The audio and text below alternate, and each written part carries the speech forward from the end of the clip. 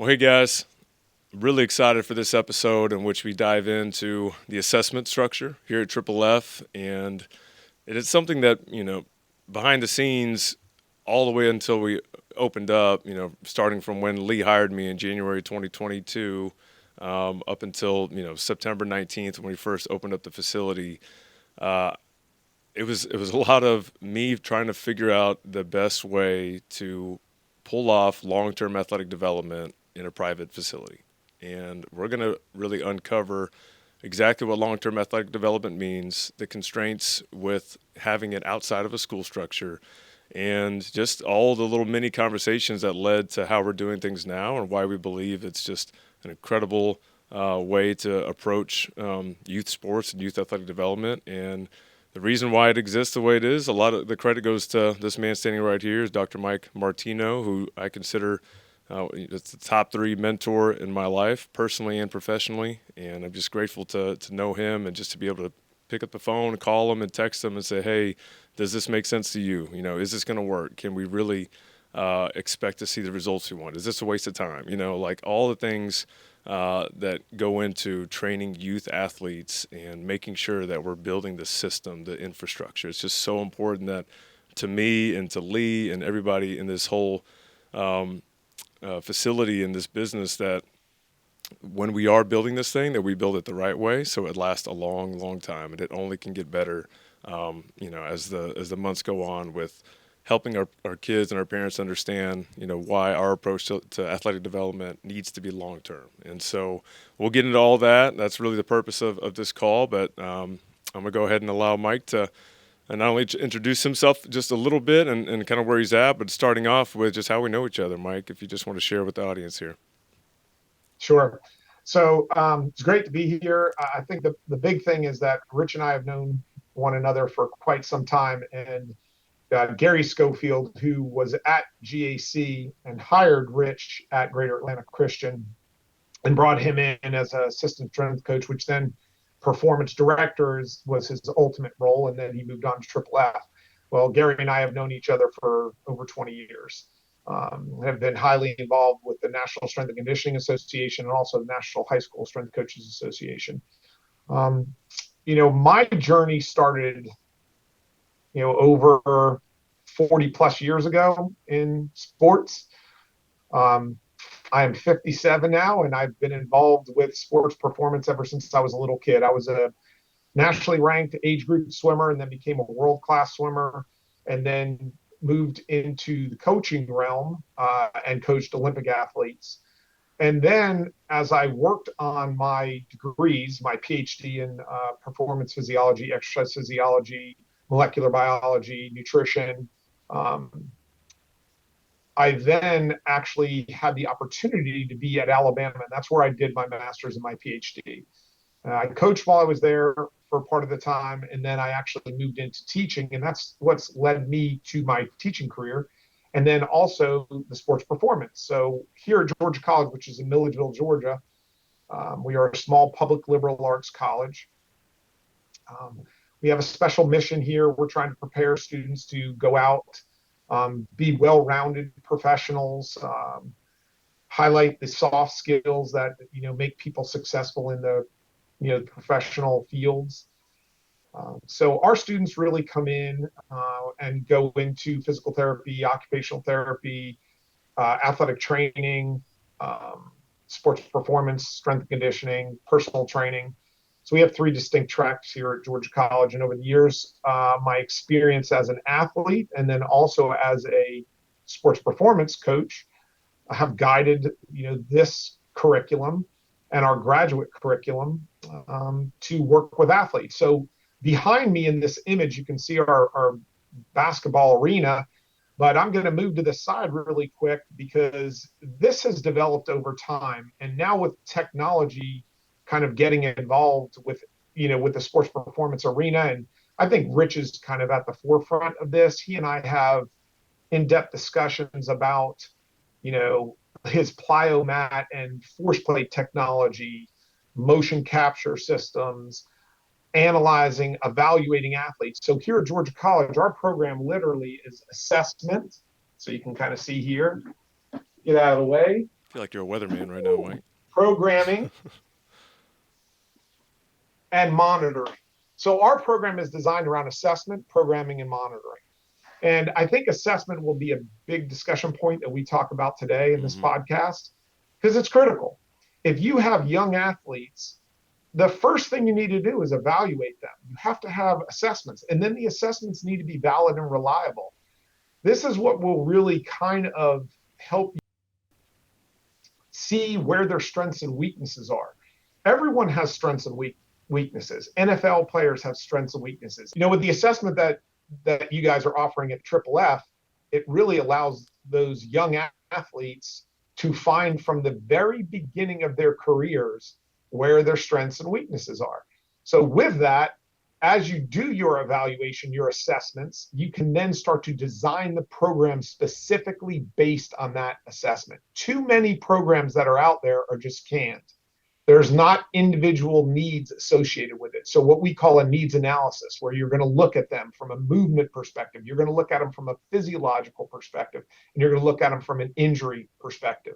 What are common injuries? Then what can we do from a prehabilitation perspective to prepare them? Look, injuries are going to happen, right? Even the most fit athletes, because if they're in a contact sport, it happens. Forces are forces, but we can prepare those athletes better to deal with those, injuries if we can make them stronger, if we can make them faster, if we can make them, more resilient. So I think those are some of the things that you guys are trying to do and are doing. And this long-term athletic, development approach is the future. Yep. So on that note with assessment, Mike, I mean, you and I spent months, me doing a lot of the legwork and just like texting you and calling you and saying, hey, like, we're building something new. And anytime you build something new, especially in sports performance and, with assessment in particular, the number one thing you're concerned about is the actual test. Like, can I do these tests? Like, overall, it's an assessment. There's 12 things we measure on all of our student athletes here. We've got 140 plus members now. One assessment can be done in under an hour, and under an hour, it's got to be efficient, it's got to be valid, reliable, and these tests are, half of them are relatively new. I mean, they're just new to the profession. It's a reactive strength index test on the plyomat, both bilateral and single leg. It's hopping on the Hawk and Dynamics force plate and doing a pretty new protocol with the counter movement jump, which tells us how strong the legs are. Like, we don't have to do a one rep max back squat to find out the deficiencies you were referring to. We're doing an upper body power profile test and strength test with just using body weight on bench press in a safe way. These are kids that we've never trained before. We've never stressed before. So we need to evaluate them, from the beginning, like to your point, so when you know where to start them. So just speak on, if you can, for a little bit on just how challenging it can be to really pick these tests and know that these are the right tests, because we don't want to have to start over 6 months later. We want to pick the right test the first time because we need this data to be very meaningful with the protocols we've selected. We need them to be done consistently. The technology needs to be something that doesn't go obsolete over a period of time. I mean, there's so many things to consider, but it's also worth it. At the end of the day, we want this assessment to mean something so we know we're getting better. But just Sure. talk about test selection a little bit and why that's so tough. So number one, let me start off first, how critical it is to actually have, the assessments. We mentioned that a little bit earlier, but what you guys are doing is really, you're leading, the industry from that perspective. You're doing what pro teams are doing, and some pro teams aren't even doing it. So, we've been doing assessment here at Georgia College for over 15 years. I've been here for 26. But we started in doing kind of our assessments, bringing these things in there. And why the tests are important is because, one, it's going to tell you what capacity the child or teenager or young adult has now and where maybe they need to be. So you can look at normative data, meaning data that's out there already. Let's say, a adolescent comes into your facility and they want to eventually play college baseball or college football. So there, right from the test that you select, they have to actually assess what you say they're going to assess. That's validity, right? Mm-hmm. So, and that's where I think some of the stuff you're doing, a lot of people don't realize it. Force plates, and the plyomat's great, But you and I have had these philosophical discussions about, jump mat testing, force plate testing, and looking. But what you guys are doing in the opportunity for these, young athletes, males and females, to come in there, it's incredible. And, I just think it needs to be brought out a little bit more and publicized, that these types of tests and your assessment that you've put together and worked on for years, is what we need to do. So, with that being said, let's say we do a bilateral jump, right? So we're testing right and left on the force plates. Mm-hmm. Mm-hmm. We now can look at not only their rate of force development, we can also look at their force absorption when they land on the plates. That's critical. I just did this yesterday with one of my graduate assistants in our exercise science lab. Literally, he was doing some jumping. He's been working on trying to, increase his absolute jump height. So we did kinematic analysis, meaning videoed it, watched it. We watched his landing, and he was having some chronic overuse injuries in his hip. Well, by looking at the kinematic analysis, we kind of realized this is what you're doing. You're overloading from an eccentric capacity perspective, meaning too much. We did a jump on the force plate, looked at it, and then said, look, there's an asymmetry here. I know you're doing that with your clients, currently. So force plate's one part of it. Your speed testings that you're doing. Let's talk a little bit about that. What you're doing for Yep. your linear velocity. Yep. We have a 60-yard track lane out behind the building, and I have 6 Brower laser timing gates. I love Brower. It's just a personal preference for me. They don't miss.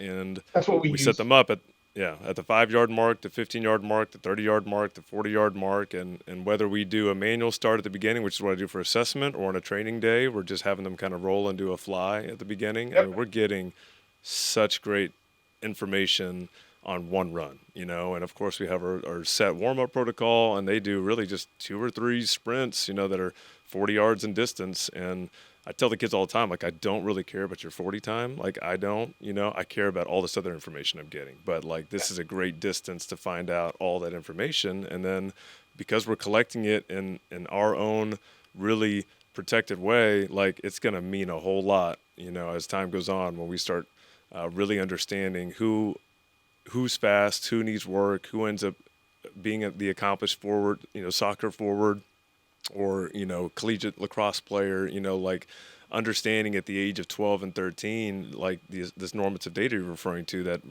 for the most part doesn't exist. I mean, like with the protocols that we're doing. And so we're having to be the one to pioneer and collect all this data. And speed obviously is one of the deals that it's a tide that raises all ships. It's like, if we're getting faster, chances are we're getting better at pretty much everything. But so yeah, that's the most popular test that we do for sure. But Yeah. just with how consistent, reliable it is with marking out this track and just the kids run, I mean, it's so reliable every time we do it. So Well, I mean, if you look at college recruiting now, what are most of the coaches saying in most of the sports? They're looking for the faster athletes.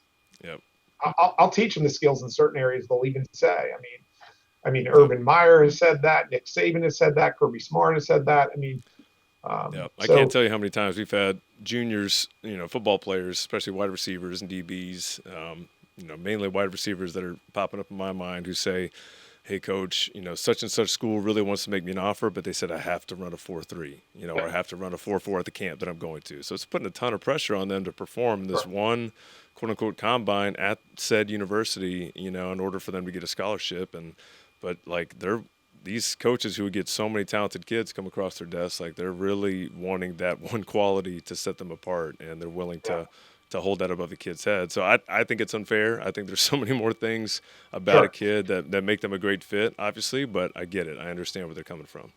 Well, I mean, it comes down to those biomotor abilities, right? So when you look at the basic biomotor abilities, speed is one of them, agility is one of them, cardiovascular endurance, anaerobic endurance. Those are all different types of biomotor abilities. And you guys are addressing all of those at Triple F. Those are the things that need to be assessed. Now, every sport is different. So the demands for a golfer are completely different than a point guard, in basketball, different than, a pitcher or a catcher in baseball. Um, Different than a softball pitcher or a shortstop in softball. And then, football, all the different positions. So I think based on those specific positions, there are some general biomotor abilities like you're looking at. And I love that you guys are testing the 5 yard, because I think the 5 yard is more important than the 10 yard. In the combine, they test the 10-yard, but 5-yard tells me a lot more about an athlete than the 10-yard does. I like Hmm. to get both, but I want Yeah, that five because I want to know how they can accelerate that separation. yeah, we do that because of you, Mike. So, because normally I did the 10, but yeah, you said do the five. We're doing the five, and yeah, I mean we could test every increment if we wanted to, and that's the beauty of it. Yep. At some point, like we were talking about with this one point we're trying to make with test selection, like you have to make a decision, and you got to go, Yep. you got to go from there. So the next big thing that's just always weighing on my mind, and I love that this is sitting on the image behind you is this bridge that needs to be, or this gap in between assessment and programming that needs to be bridged and done successfully, and it's a murky area, and it's not always just like point blank. If I'm struggling with this biomotor ability, then I need to do this. So a lot of times it's so much more complicated, so much more intricate. But as sports performance professionals, this is what we do. Our job is to try and bridge that gap, all the time, every day, and make sure that the programming we put in place is improving these qualities, and with speed being, one that's kind of on hand that people really care about. So, with that being said, as we're making decisions on test selection, I'm immediately just wrestling with myself, mentally, just hours on end, before we open this facility of like, okay, cool, I'm picking these tests, but are they really going to help me program? Like, can I really make that connection to where if this, then that? And there's other private facilities that have done this well. I know Dr. Phil Wagner with Sparta Science, and the whole Sparta kind of approach to sports performance is you do these jumps on the force plate, and here's what you need to work on. And that's a very straightforward way to go about it. But knowing what I know, it's never that simple. So here Yeah. we are still trying to Load, explode, understand the drive. best way to do it. Yeah, load, explode, and drive. And I So that was 10 years ago. That was first introduced to that. I'm like, man, that's awesome. That's really similar, or that's really simple to understand, and athletes can understand. Oh, my drive is low. I got to do more RDLs. And it's, but obviously I'm like, from a speed and jumping standpoint, yes, but like these athletes need so much more, and different planes of one motion. So yeah. one concept that I came up with years ago, and that it has pretty much stood the test of time, is it's the 3 E's that I talk about. One, you have to be able to move effectively first. That's where your mobility and movement screens come into play, Mm-hmm. right? You can be strong, you can be fast, but if you don't move well, you're most likely going to be more prone to injuries. Well, with long-term athletic development, working with younger athletes, if facilities and private facilities that are out there, if they don't have a detailed movement screen involved in it, then I'm weary. There's a red flag for me, as a sports performance, person. So one, can you move effectively first? That's number one. Then once you move effectively, you can start to work on your efficiency, right? That's starting to actually improve what you can do repetitively over time. And then ultimately, efficiency leads to exercise economy, which is the ultimate. In research, what we do, exercise economy is the gold standard. It's not VO2 max. It's not, one rep Mm-hmm. max. It literally is how much can you do, and you're very extremely efficient doing it. That's economy. So the 3 E's. So the very key first, and I would say, and I know speaking to you over the years at GAC and now at Triple F, the movement screen is a big part of yours. I mean, Mm-hmm. I went through your movement screen at GAC, and now I know it's evolved at Triple F. That's critical. Got to do that. Make these kids move well first. Don't worry about loading them. Don't worry about running a 4-3. Make sure you can move extremely well, then start. And once you do that, then that's where your programming comes into play. And programming should be more individually based. Again, if you're doing like a program like Bigger, Faster, Stronger, and everybody's doing the same thing, I just don't see the effectiveness of that. And Mm-hmm. the other thing is you have to commit for a certain period of time. Training Olympic athletes throughout my career, you know, it, it's a 4-year commitment, and sometimes you don't make it the first time. Then it's an 8-year commitment. So I would say when young adolescents are coming to Triple F and they're looking at your program, they need to be committed. There's a time frame, minimum, 12 months. Hey, And what are our goals? And then you set those goals. You're going to look at your long-term goals. You're going to look at your intermediate goals, which are based on your blocks, your mesocycles, right? Your short periods. And then you're going to have your short-term objectives or short-term goals that you do weekly, like some of the things that you do every week. So you're telling me, Mike, that training speed once a week for 4 weeks may not yield the results that I want from a speed standpoint? Absolutely. I mean, like, and that's the thing that's just that I think parents need to understand first and foremost. Like, it's such a process, and yes, we could introduce one movement and one drill and one just workout and one session that can fix a lot of things, especially with good coaching. Right at the end of the day, Sure. everything we're talking about with assessment and programming monitoring just falls at the feet of good coaching. You have to have somebody in the room who knows what they're doing and implementing these things the way that they need to, and being intuitive to making adjustments. But so in one session, yeah, you can make a lot of progress. But what you're referring to with your three E's, and really it's pretty similar to our three F's, form, force, and function, and just how we've categorized everything. Like, you have to know where to start, number one, and then you can kind of essentially cast a time frame beyond that of like, here's the amount of time we could probably expect to invest in order to accomplish just this first step of moving more effectively. But that doesn't mean we're babying student athletes until that time comes where we're not working them hard and we're not doing plyometrics, we're not doing all these things. We just know that there's a lot of times where you have to really fix some key issues from a movement standpoint first. And I love when it happens fast, but for the most part, especially when we inherit some high school kids that have maybe been in a weight room that wasn't supervised as well, and they've just developed a lot of bad habits. Like, it takes time to even start them over and start them fresh to where their body can handle those forces, in an efficient way. And just the Absolutely. biomechanical aspect of like teaching them efficiency over again, starting fresh. So, let's just talk. We did touch on LTAD. Just if you can define that for our audience of just what that really even means, and just without getting too deep into the world of LTAD research, just helping our audience to understand why the session-based approach versus the long-term athletic development approach really are so different, and we understand the constraints that would warrant a session-based kind of approach with a facility like ours, but just why it's so important that we opted for the LTAD approach versus session-based. Yeah. So long-term athletic development, literally, it's a multi-dimensional model.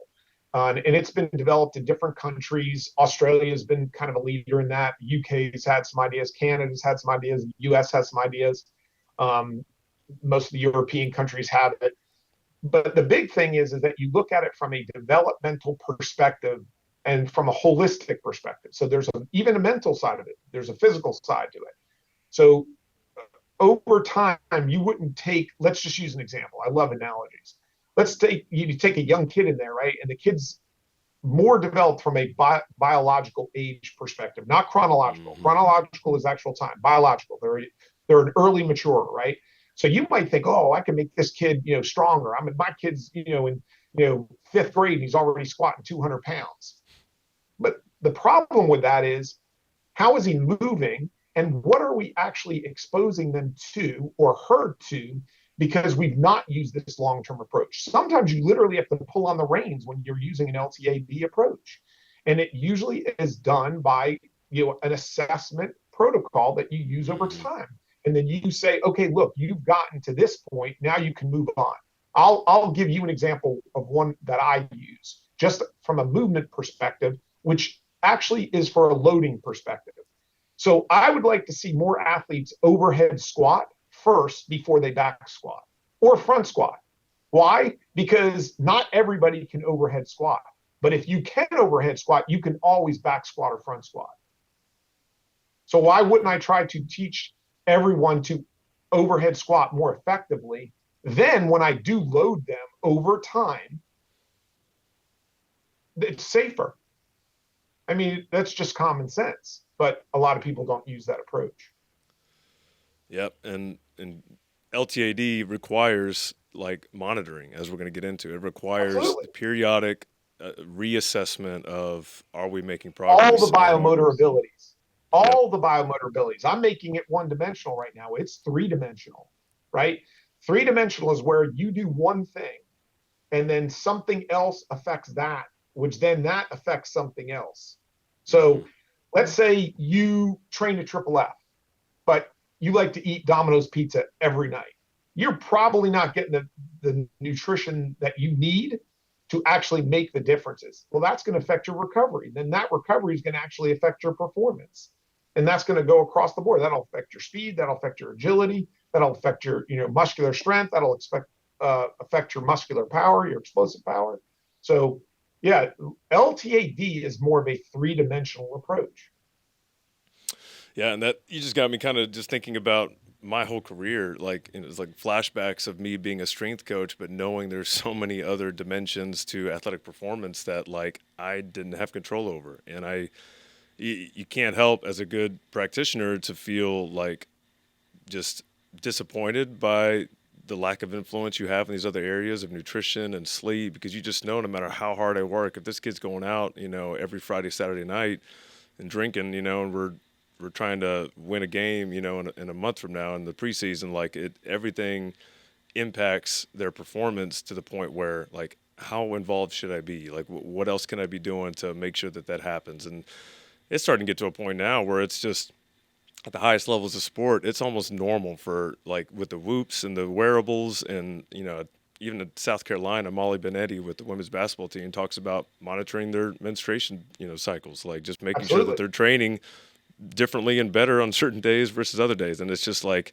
the deeper you go with athletic performance, to your point of this three-dimensional approach, the more you realize like, man, there's so many things that impact overall development and long-term athletic development, to the point when Lee hires me to build this thing and to train kids long-term, here in Knoxville, Tennessee. It's like sure, we could just do speed training and plyos and lift weights and do some sports skill stuff, and yes, we would impact one dimension absolutely, and we would check that box. Kids would come in, we would do a pretty good job of monitoring that stuff, but like there's so much more to me as a practitioner, and I know too much information to neglect the other dimensions of sports medicine and nutrition and the psychological factors, making sure kids are having fun every time they're in here, making sure they're feeling comfortable and confident. I mean, I can't tell you how many conversations I have with parents of 11 and 12-year-olds who want their kids to train here, but it's like it starts with them just feeling like they know what they're doing and that they belong, and then finally they're able to give the effort that we need for them to get better. I mean, there's just so many elements of, even sports psychology of why a kid's not performing as well. He's killing it with us at Triple F, but he goes, in the fourth quarter of every basketball game, he just melts, and what are we doing at Triple F to impact that? Because that's what we care about. We care about the kids, we care about their performance. So it's just crazy when you realize like how many things impact it, but you also have to kind of protect ourselves with how much are we willing to do, but we want to do a lot, and that's why LTAD matters to us, because there's so many areas and so many ways we want to influence the kids here, because we've all done it. We've all, Lee's background in sport, Emily, myself. I mean, we all have been there and have done it for so long at so many different levels that we have seen what not to do. We have seen what to do, and Yep. some stuff is common sense, but some stuff it's like, man, we really have to understand that it's going to take a long time to tweak all these things to where we're making progress, rather than Well, just and this one session at a time deal. yeah, the approach evolves too, right? As we learn more Yeah. and we collect data and information, it then allows us to make different or changes in what the programming is. And then that's where we get into monitoring, right? So you do the assessment and then you program, right? The program is based on what their strengths, weaknesses are and the skills that they need. And then you get into the monitoring section. And the monitoring section is where you then look to see, are they improving? And as they're improving, you can go into a fatigue perspective. So like right now, I'm working with Team Penske in the NASCAR Cup team in bringing in force plate technology into them with their pit crew members. Um, and their head sports performance person over there is actually collected that data weekly and then looking to see where they are. And then you make decisions that go back to affect the programming. And then, as in a long term athletic development model, your assessments will most likely change because the more they develop physically, mentally, then the assessments can become more challenging. They may become more Hmm. difficult. So that's where, again, it's three dimensional again. That's where that three-dimensional process comes into play. Yep. And you made me think about my kind of 1 year experience training Kyle Busch, which was just a crazy thing that ever came to fruition and how we ended up getting connected. But basically, Toyota Racing Development 7 years ago approached the Texas Rangers and said, "Hey, our drivers aren't healthy. You know, they're not performing the way that they need to. What can we do differently? We're understanding that sports science and sports performance is becoming bigger, and we want our athletes, our drivers, not just our pit crew members, but our guys Sure. to have access too. And we want to build a facility here in Charlotte. And we want to do it the right way, and we're willing to invest millions and do this. But where do we start? Where do we go?" And then the Texas Rangers basically told them like, "Hey, you know, we use TCU's Sports Science Institute. Like, they help us out, and they run a lot of our research and our assessment stuff with our guys. So y'all should give them a call." And Dr. John Oliver, who happened to be a friend of mine at the time, and ran TCU Sports Science Institute, remembered that I lived kind of close to Charlotte, and so as a short-term fix for a really ambitious Kyle Busch, who once he was assessed and they flew him out to Dallas and did his body fat, did like all these strength tests on him, basically treat him like a lab rat. He's like, "I have to start tomorrow." He's like, I feel terrible about myself. Like, this is awful. Like, I don't want to wait till we get a facility in Charlotte. Like, I'm ready to go. Like, so what can we Yeah. do? And John calls me up and offers me a job, like a 1 year contract. And I was at GEC. I'm like, "Man, I'm not going to take that." You know, like, I love being with kids and training kids, but if you need me to drive 3.5 hours to Charlotte, you know, I can do that.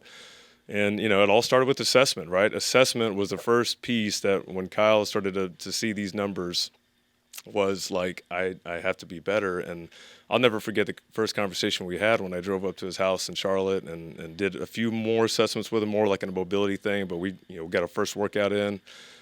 He said, "Hey, I want to be the next Tom Brady of like NASCAR." He's like, I want to do this for a long time. I really look up to him in longevity, and I know the track I'm on right now of my eating habits and my training is just not good. And he had everything at his disposal. He just lacked that motivational piece, and that's what assessment does a lot of times. It really exposes just what's missing and what's lacking, and so then started kind of 1 year long journey of just training him remotely and going over there every now and then, and it was just such a cool experience for me. But just when you're dealing with somebody who, like, there's so much on the line and they have so much competitive just drive, like, they're so hungry and they want to make those changes right away. And we're seeing that from a lot of our kids here at Triple F, and Yeah. it's awesome. And those are the kids that they're so much more open to making lifestyle changes. They're so much more open to, you know, Dad's been telling me to eat more, you know, for 6 months now, but now that you say I should eat more, I'm gonna eat more. You know, like, Yeah. once they see those numbers, see that assessment, and it's convicting, we want to ride that wave. And the monitoring process helps keep that motivation alive. Because as you know, Mike, you've been around sports long enough. I mean, kids are going to have days that they don't want to train. You know, they're going to have That's days exactly where right.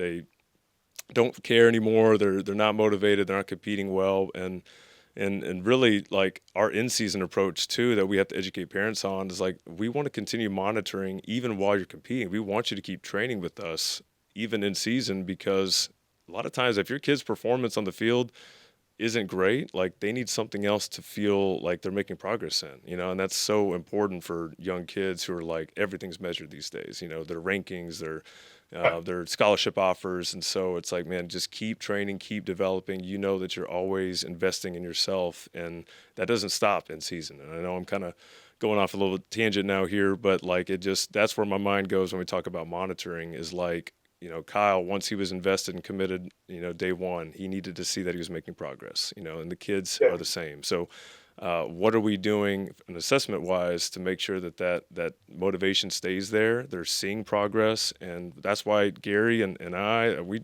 invested so much time in developing this system at GEC and what we have here at Triple F. It's like there's always a carrot dangling in front of like, I can get better. I can reach that next standard. I can be in the fast Sure. program, you know, and I'm seeing myself improve. And so, you know, I just wanted to highlight the psychological aspect of monitoring, but I know there's probably a few other areas that you want to touch on with monitoring, just even involving like pain or injury or, you know, rehab Sure. process and just like all these other things that kind of close the loop on athletic performance long term. So, Another one that we track that I think is important, and probably more and more younger athletes should do this, especially with. Um, Let me make sure I get this right. Xbox, Fortnite, whatever all these things are that they do for extensive hours. So parents could go to sleep, but a kid's up, still you know playing video games, and can stay up late hours of the night. I encourage our athletes to actually sleep with either Whoop band or a ring. Apple Watch is great. Actually, in their health app, you can go in and break it down. It'll show you your core sleep, your REM sleep, and your deep sleep, and then your active periods where you might wake up for a period of time. And then you can track that over time. And then you can look at respiration rate. You can look at resting heart rate, true resting heart rate. You can look at heart rate variability. I mean, those are all things that you can track, because that's really the key, right? You can do everything right. You can do everything right. But if you don't get the right rest and recovery, that long-term athletic development can be sacrificed because you're not doing the right things. Those are other parts. That's that three-dimensional thing again, right? The other thing that we didn't really mention is that in long-term athletic development programming, it's direct. There's a direction, and it's in a organized and sequential manner. It's not random.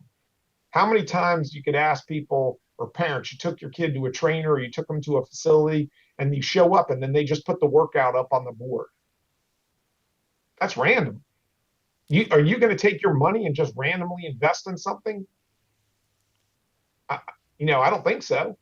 Hmm. You're going to have a planned approach. You're going to do a technical and fundamental analysis of these equities, and you're going to analyze those. And that's what you do. That's what Triple F is doing in a sense. That's what we do here at Georgia College. Yep. And I'll be honest too on that note of first moving here, realizing a lot of the athletes that are going to come through our doors haven't done anything like this before. They've Yeah, probably never run just a sprint like for time. A lot of it's conditioning based, or they've really only known that weight room is about max load. They've really never experienced sure. velocity and that how that factors in and why that's just as important, if not more important in certain situations, especially with young athletes. So knowing that and being open for 175 days now, more or less, I knew that there's so many things that we can do, almost like at an elementary approach that's going to benefit everybody, whether you're an 18-year-old soccer player who's never been in a weight room before, or 11-year-old who's just learning how to lunge for the first time. There's so many just kind of rudimentary things that we've installed early on, but now that our athletes are becoming more trained across the board, it's cool that we get the kids who are as young as they are starting out with us. And so, like, to your point of making sure that they're doing it the right way for a long time, they're going to get some incredible results, stuff that I've never seen before. I've never had the privilege of having a kid as young as 11 all the way through 19. In high school we inherited them as young as 14 or 15. 4 solid years, kids like would transform in ways I never could have imagined. And you talk about the biological age factor again, of like, you think that because they're a late bloomer that they may only accomplish this much, but then they surprise you every time. And it's just like, wow, like, thankfully we have this system in place so we can really provide an opportunity for kids to like see some incredible transformations in just 2, 3, 4 years. But here we are, we're 5, 6 months in, and we got to build that foundation first. And as our data continues to grow and become more powerful with the things we're seeing and ways that we're able to truly prescribe programming in a better way, like, I mean, we're just getting started, Mike. I mean, as you know, like, these assessments, I'm just so satisfied with the ones that we've chosen and the data we're getting. And, I really do feel like we're leading the way. Like, I just feel like so few places around the country, America, that does youth sports in a completely different way than any other country on the planet. Is just has been so familiar with, the kind of the camp based, the club sport, session based model, which is just so disconnected and random, if we're just being honest, but when you look at professional or Olympic athletes, it's not that way. Or you look at gymnastics or swimming and some of these other sports, like, it's the big ones like basketball and football and baseball that just, there's not really a track, like a one smooth process for who's investing in my kid, what can we expect to see. And it's just so crucial that we continue to pioneer this in the way that we are, because it really is a better way. I mean, it's just a healthier model for everybody.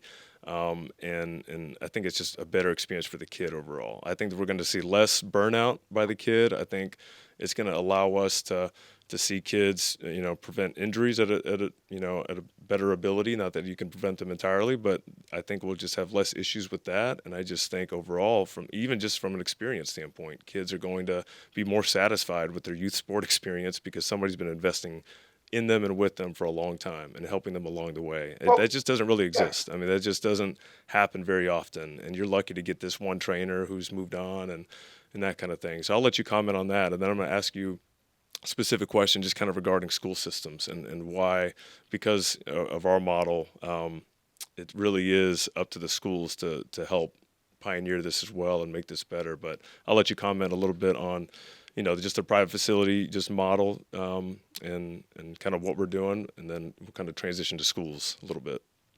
Okay. Well, that was a ton that you just shared there. So, um, looking at it, I think let me kind of organize my thoughts here because you went over a lot just in that short period. Yeah.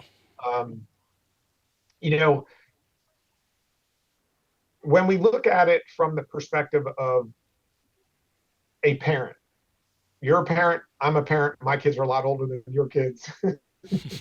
um, Matter of fact, we just had our first granddaughter, so our grandchild. So now I can understand. But if I asked you, besides God, what's the most important thing in your life? What would you tell me?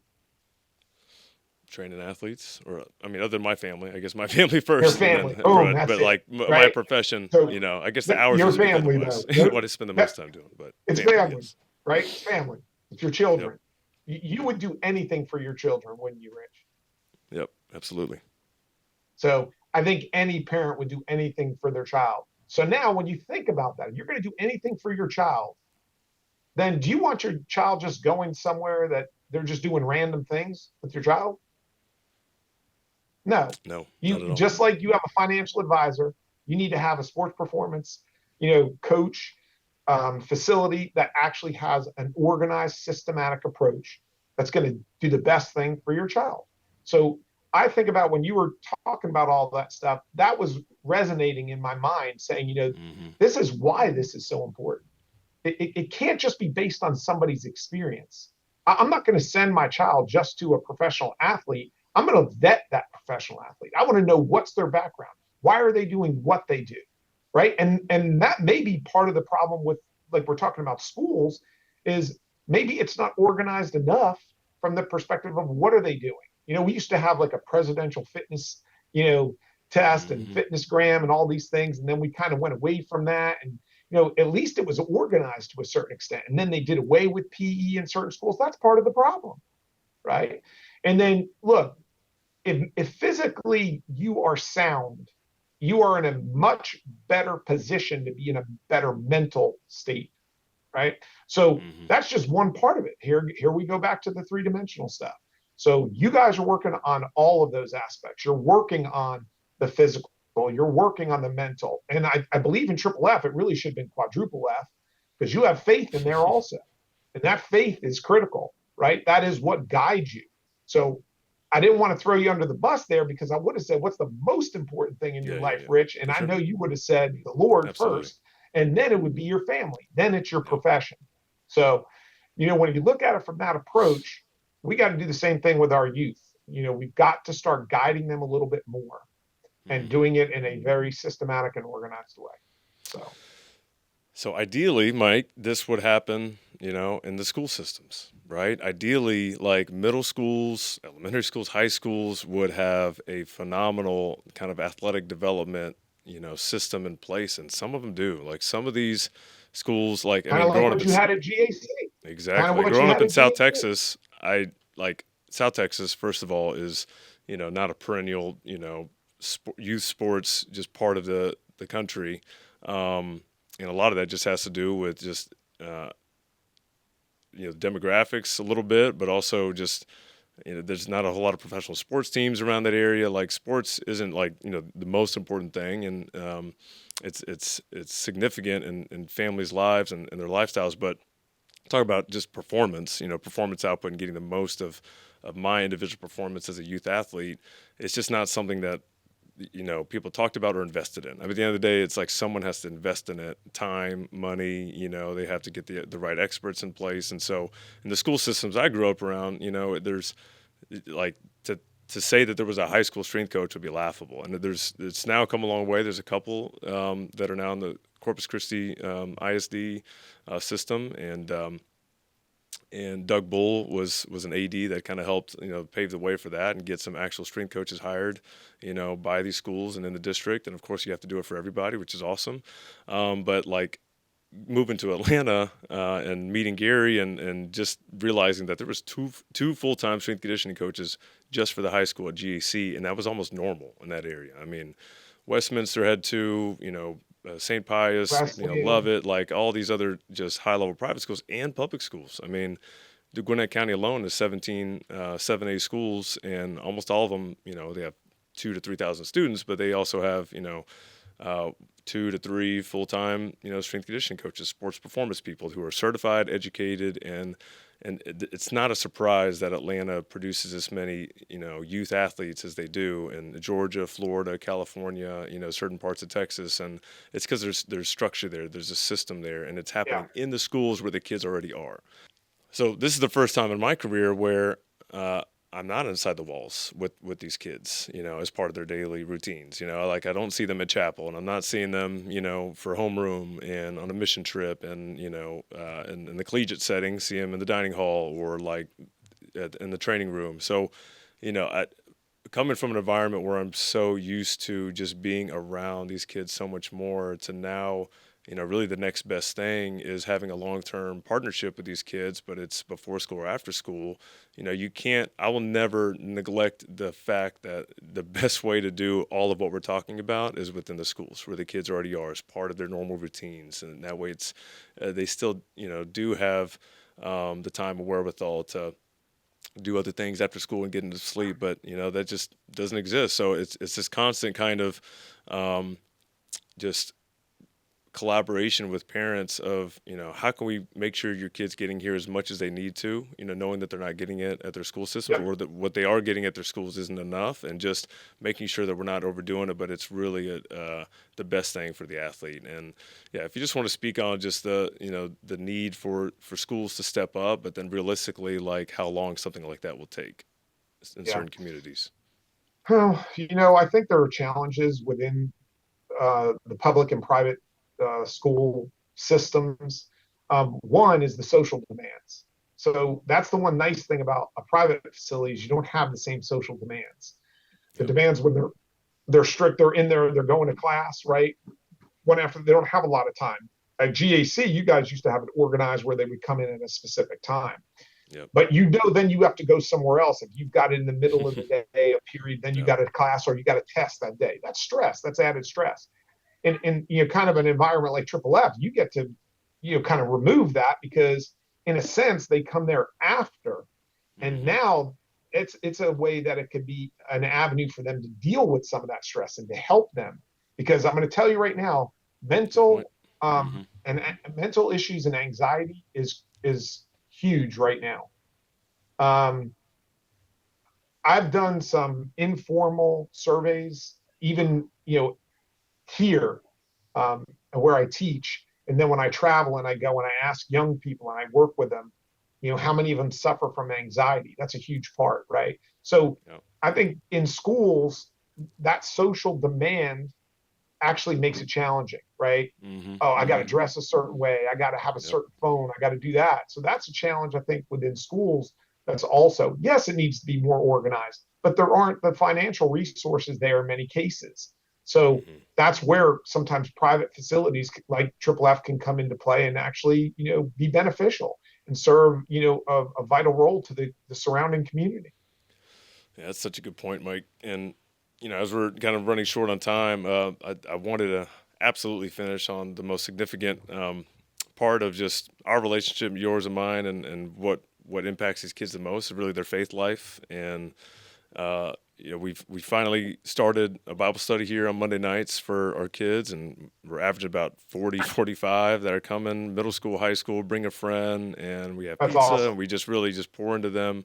and help them with these significant mental issues, but primarily their spiritual issues of just identity and doing what the world says that they should do versus what God says that they should do, and we're able to just really hammer down on these really significant questions because youth sports and athletics, like, we don't want it to be their God and their life. We want them to understand who they are and who God says that they are. So just I know this is something that's just so important to you, even with your collegiate athletes and my time with college athletes, they struggle with the identity just as much, if not more.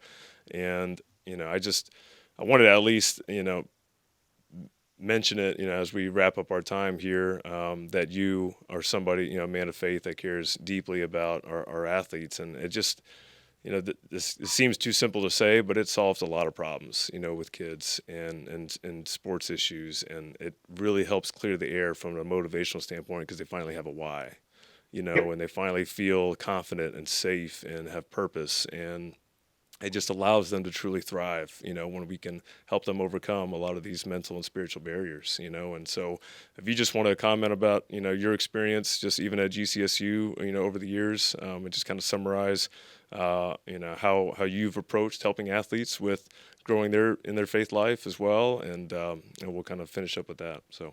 Sure.